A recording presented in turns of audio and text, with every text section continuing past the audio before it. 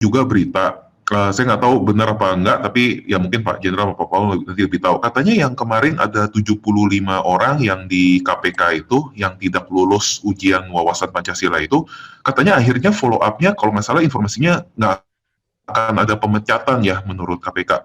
Apakah ada follow up lagi di situ, apa bagaimana follow up-nya nanti kemana gitu. Soalnya kalau begini kan akhirnya kalau misalnya nggak ada apa-apa gitu ya follow up-nya, akhirnya kan sama aja Iya, kayak betul. SKP 3 menteri. Ipang Ambawang, pes kilapa. Gampang kok ini. Udah yang kilapa suruh makan Ipang Ambawang aja udah beres. Iya, langsung sembuh itu. Nah, sembuh. Kita sampaikan ke presiden, ya mungkin mampir di KSP aja, nggak sampai ke presiden. Nanti saya tunjukkan lah beberapa surat yang kita sampaikan ke presiden. Ya, kebetulan saya juga yang bagian bikin konsepnya, gitu loh ya. Tetapi sebelum melanjutkan, Reaksi Nusantara mengundang Anda untuk menyikapi narasi sesuai dengan tema narasi video yang kami sajikan. Suarakan pendapat Anda untuk mendidik masyarakat dari sudut pandang Anda yang berbeda. Dengan tujuan untuk menemukan fakta atau data yang valid dari narasi atau berita politik yang belum tentu sesuai dengan fakta. Perbedaan pendapat Anda akan menjadi peluang besar untuk menentukan kebenaran sebuah narasi yang sengaja mereka bangun dengan tujuan berbeda-beda. Tugas kita adalah mengungkap orang-orang di balik penipuan berdasarkan narasi, agama, atau informasi berita palsu. Silahkan tulis reaksi dan pendapat Anda di kolom komentar dengan bahasanya yang mudah dimengerti secara ilmiah, logis, bebas berbicara namun tetap sopan dan etis. Syaratnya adalah, sebelum menulis komentar, Anda harus subscribe terlebih dahulu agar kami dapat menanggapi suara Anda secepat mungkin dan segera sampai ke sumber yang bersangkutan. Tonton video ini sampai selesai sebelum Anda berkomentar, agar tidak ada kegagalan atau kesalahpahaman. Terima kasih dan selamat menonton.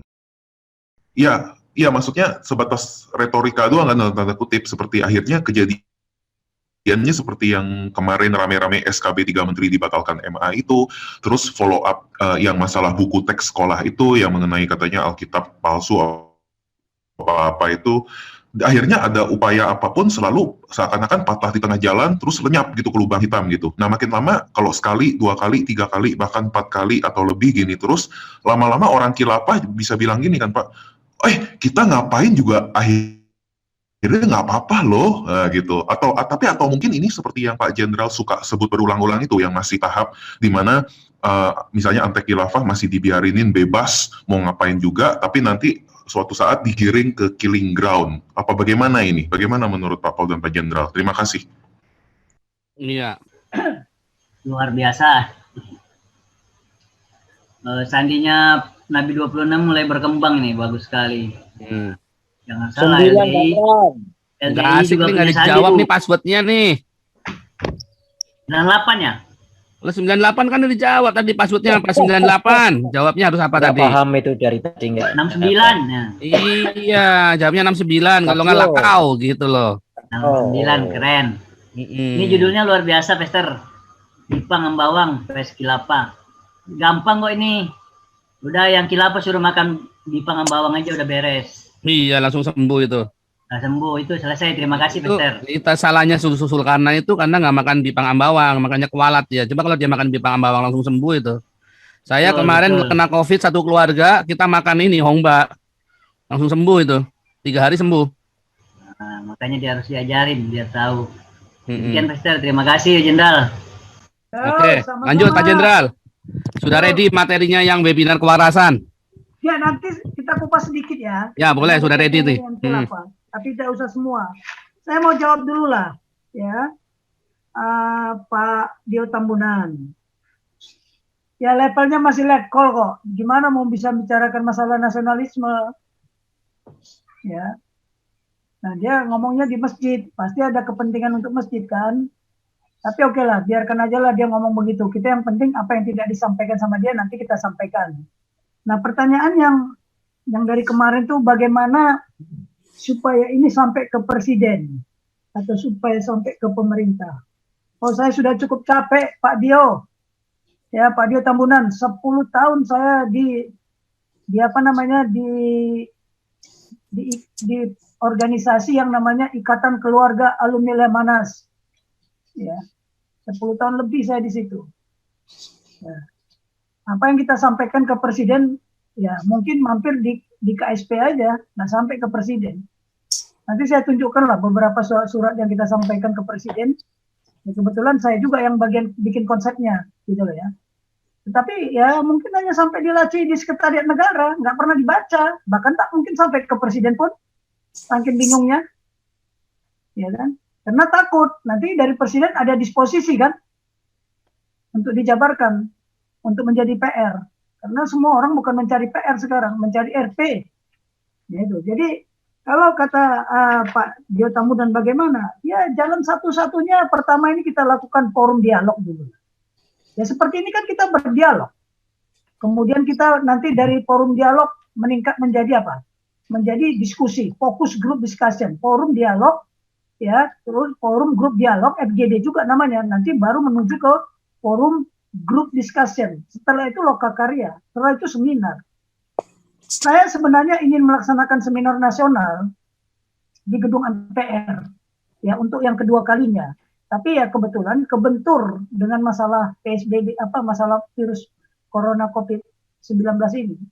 Sebenarnya kita udah persiapan bagaimana kita menyampaikan seminar yang kedua, seminar nasional yang kedua terkait dengan pusat kekuatan bangsa ini. Ya, pusat kekuatan strategik bangsa ini yang harus dikembangkan kekuatannya mulai dari desa sampai ke kota.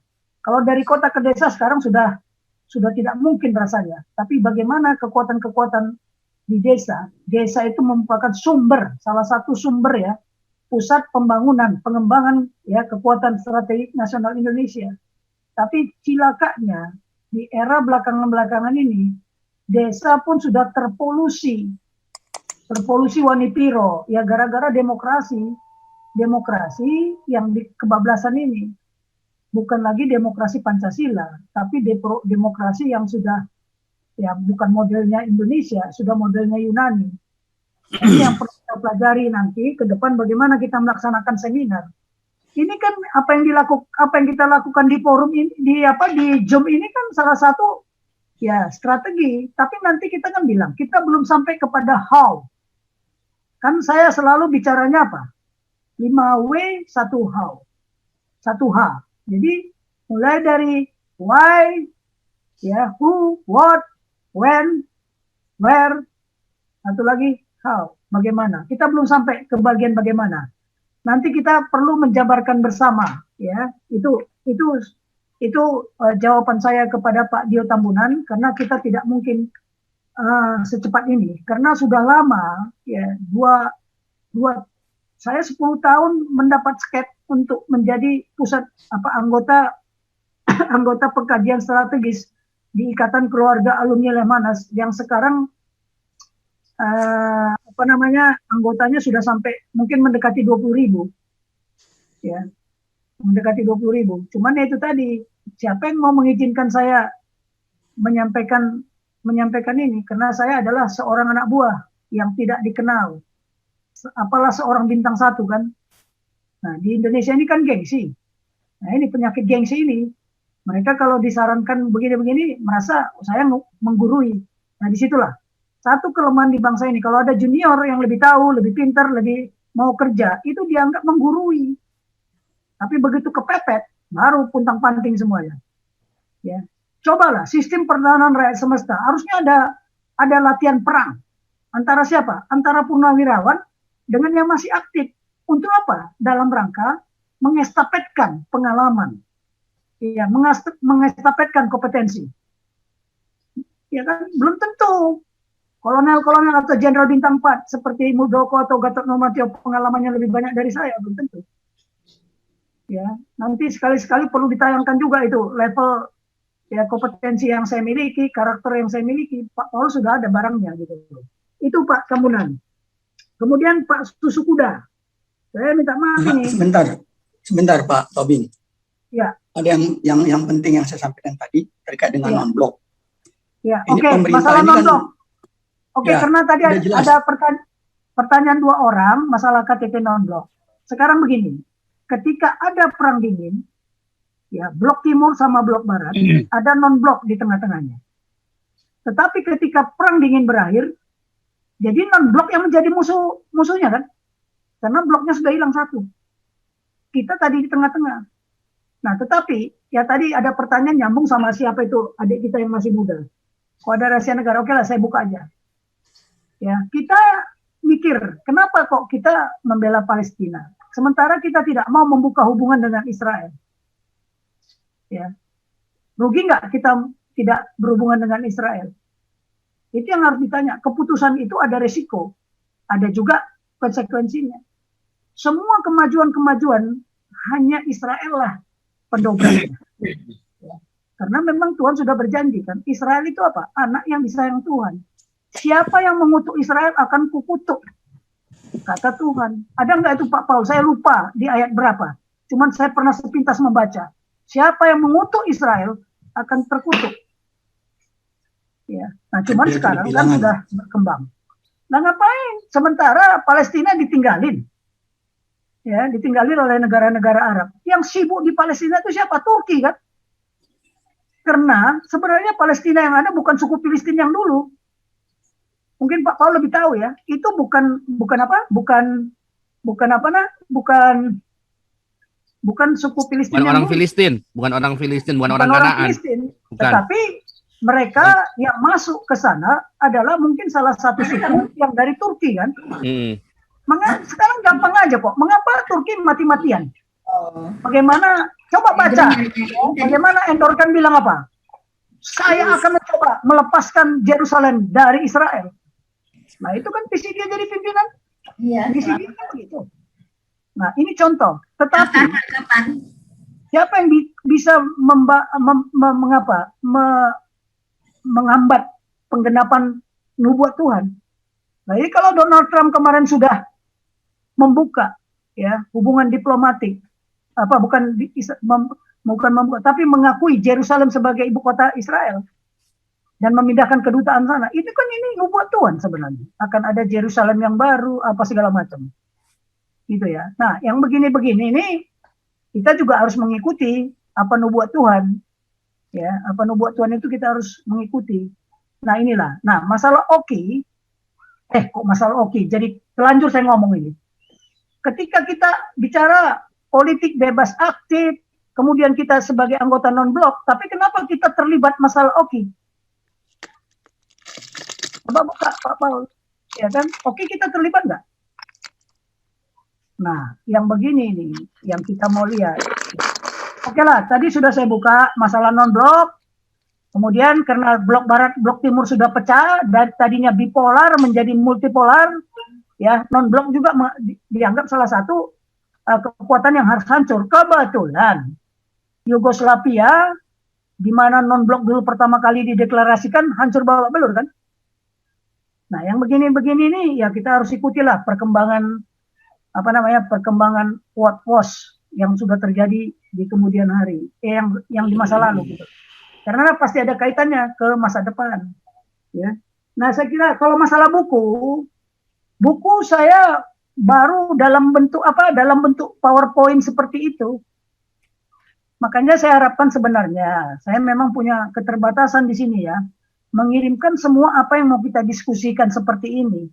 Saya paling bisa mengirimkan kepada co-host. Ya, bahan-bahan yang saya tadi pagi sekali saya, karena baru tadi malam Pak Heri ngirimkan judulnya, udah saya bilang jangan hari Senin, tolong, karena Senin saya ada webinar di Jom juga sama Pak Paujang. Oh, Pak Paujang juga ikut, saya sudah izin Pak Paujang. Pak Tobing, apa di barangan. Aduh, nomor telepon Pak Tobing juga saya tahu dari Pak Paujang. Iya, ya karena apa? Karena saya berpikir itu loh. Manusia unggul tidak perlu kita sebutkan. Dia mau berpartisipasi enggak dalam segala hal. Lihat kemana negarawan kita ini. Ketika negara ini diobok-obok sama ideologi khilafah. Kemana? Ya kan? Kemana? Nah, yang begini-begini ya. Nanti coba kapan kita tayangkan Pak Paul. Bagaimana menangis para veteran itu dengan ada ideologi khilafah ini. Padahal mereka seiman dengan khilafah. Maksudnya dengan orang-orang yang memanjatkan khilafah, ya kan? Nah, ini yang perlu saya sampaikan, ya. Jadi kita ini sekarang diambang. Ya, tapi belum sampai lah. Ya, kalau tanya di mukadimah apa di mukadimah preambul itu di pembukaan telah sampailah kepada gerbang. Waduh, gerbang baru belum sampai kepada belum masuk kalau baru sampai gerbang kan.